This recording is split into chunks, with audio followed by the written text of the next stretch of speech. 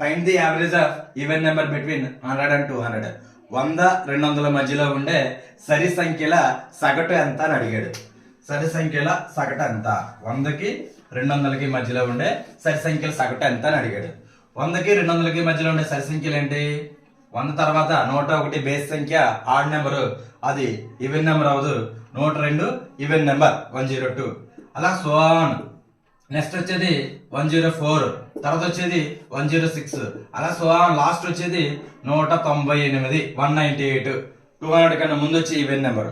So 100-200 మధ్య ఉన్న even numbers 102, 198 ఇవి వచ్చాయి. ఇవే ప్రోగ్రెషన్ లో ఉంది, అర్థమెటిక్ ప్రోగ్రెషన్ లో ఉంది. అర్థమెటిక్ ప్రోగ్రెషన్ లో సగటు ఎలాగా, యావరేజ్ ఎలాగా?